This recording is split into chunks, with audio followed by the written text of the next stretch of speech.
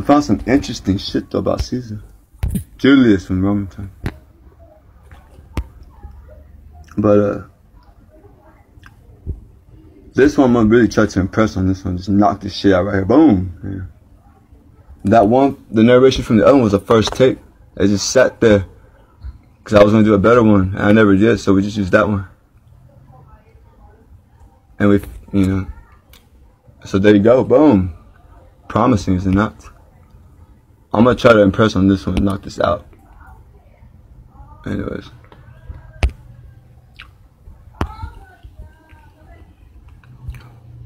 The VTH digital comics have humble beginnings. The printing of the comics is what I'm most into right now. I think it's a great fucking investment as well because, you know, a lot of people, you know, it's into the superhero movies, and Joker just made $1 billion right now, but, you know, due to the last few years, the storylines, especially in Marvel, are kind of iffy because their dealings and battles with 21st Century Fox. Eventually, they, along with Disney, obtained the rights again. But during that time, they wouldn't license for toys, and they totally took their characters in the comic books on time warps, complex storylines, you know, classic stuff. Just really, really fucked with their stories and all that. So, you know, VTH comics, I think the printing is a good fucking investment because it's like, it's stylized, you know, it has, you know, it's the same shape as your biggest eyeshadow thing, you know, you can read it there. I think they're really nice to smoke CBD too. You know, and also the storylines themselves are, you know, they're very clear, very classic because I'm a fan of comic books, you know. I was into comic books before guitar. I wanted to be a comic book artist.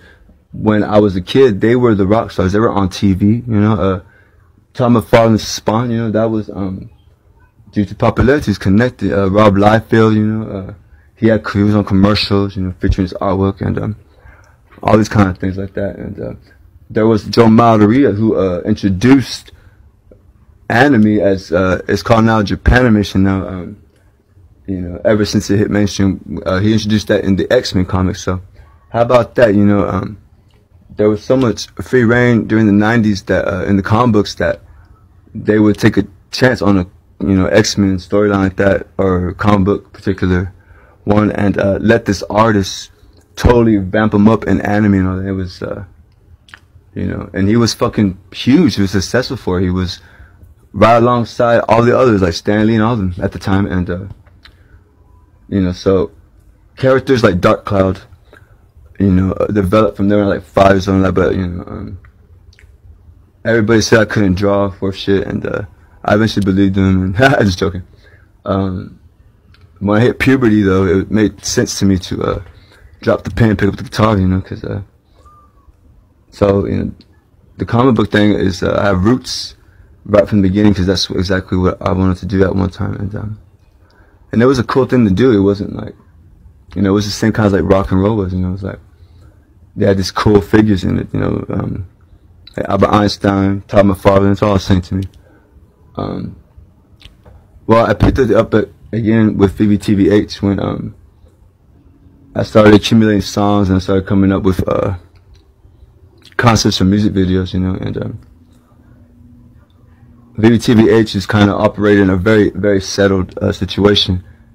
So I started thinking about things like doing storyboards, concepts, stuff like that, things I haven't done in the other bands. And so, you know, really took it that far, and my roommate and I, you know, we're total fucking like Star Wars marathons, commentary, you know, we buy the latest movies, and, you know, we fucking watch the commentaries, all that kind of stuff.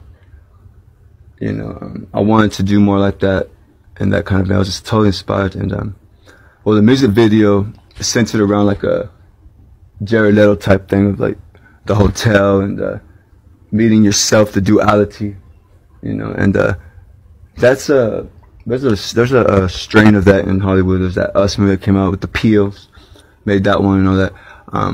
But like, I think during the time when I was developing the comics, I was getting great response, but there was this underlying thing that a multiple personality situation, like I was going crazy, you know, and it wasn't a concern though. Like, it would probably be now, in this day and age, but back then it was actually a way people were, you know, it's like a pickup line. Like, you know, I'll hang out with chicks to be like, oh yeah, you know, spell about it for my multiple personalities.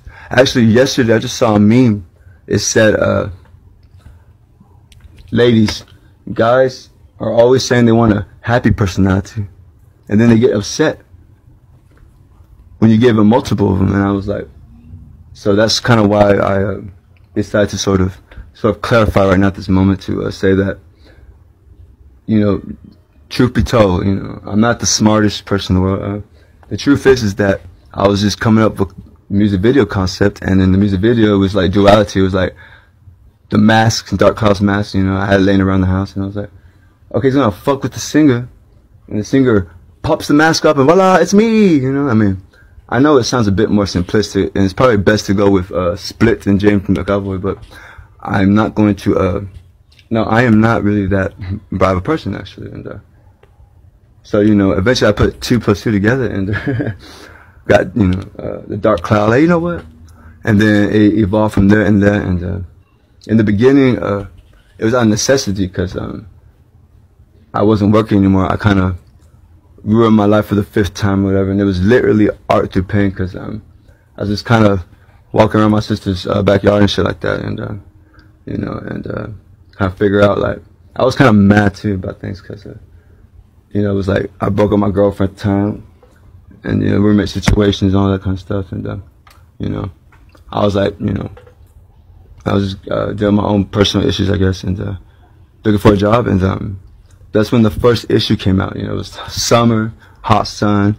You know, I was in that situation. You know, like everything in that first issue is like you can relate because that's exactly where I was. You know, I was like outside and it was hot, and I like wasn't working, all these kind of things, and it's all in that fucking first issue. It was like, you know, and that got a great response. You know, people that I really admire got into that, and then number 2, you know, came out, and that was more of a dream project. You know, it was like, because I was already on my feet again. You know, like, you know, I was working again, and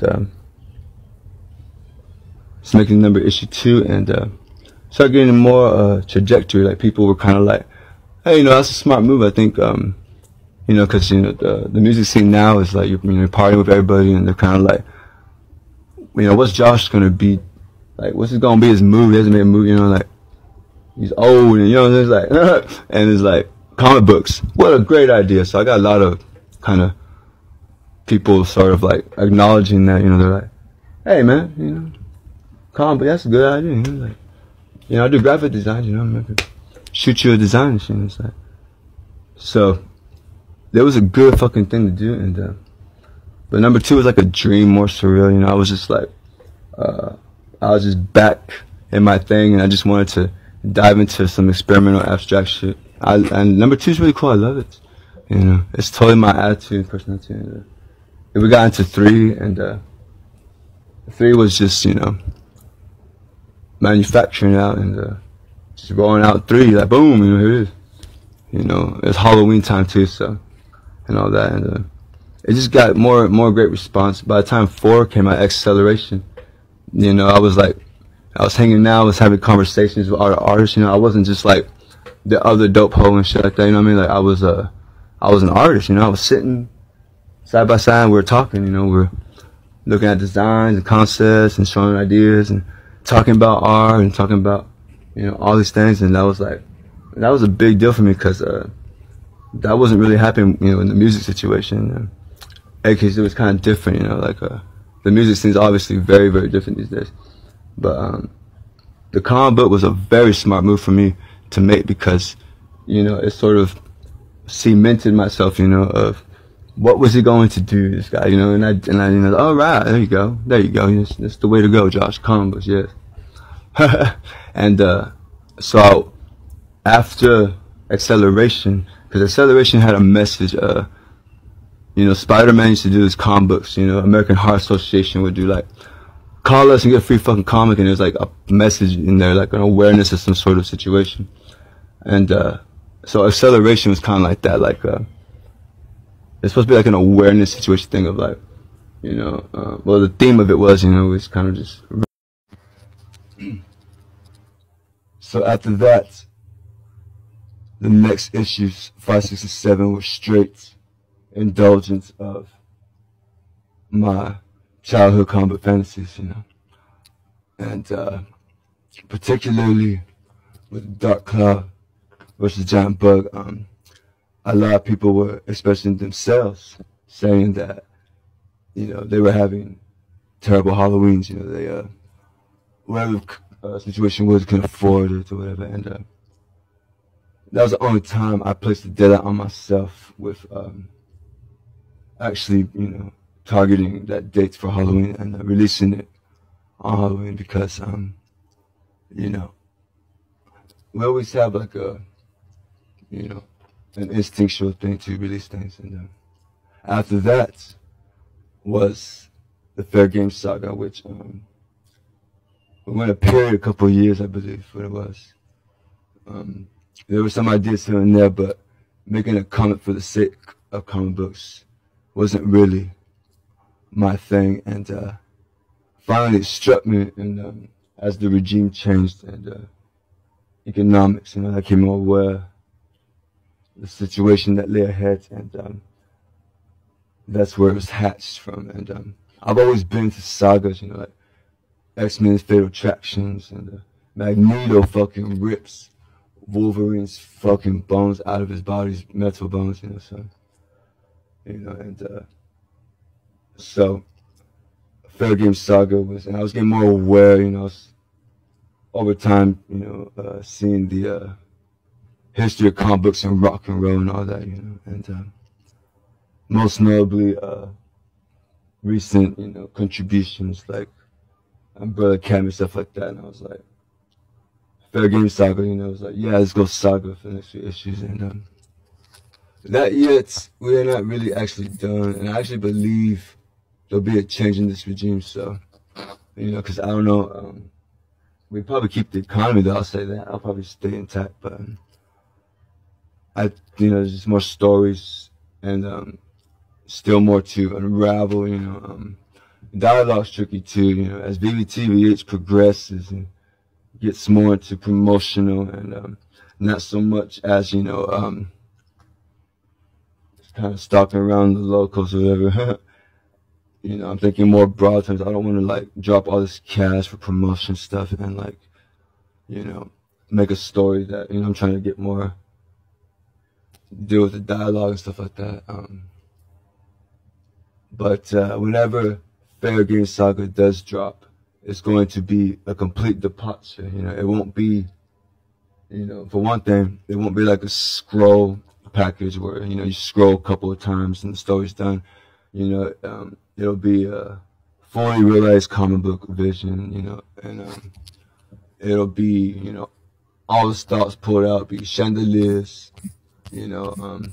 First issue I can say is we're going like Lana Del Rey and just, you know, we're going to take images off the internet and, you know, place them together, splice them together.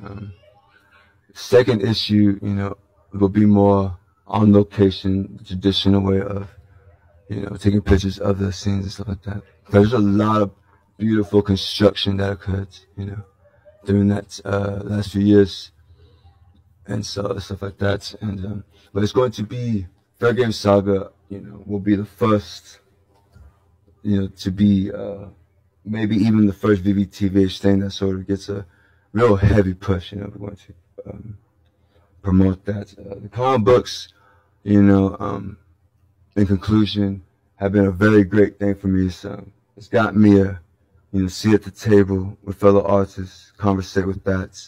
You know, now I'm looking to take that more, and I know how to do that. I think the first ad promo was VTH, was the comic characters, and it was very much like Wildcats from Image, you know. And you know, I know how to do this, and you know, we attracted, you know, racked in quite the number, and you know, but comic books is easy. I can do that, like a sense, especially with splicing and all that, and all that. So it's gonna be, I'm looking forward to where we take these characters, you know, have some really great things. You know, I feel like artists should reflect the current time, you know, like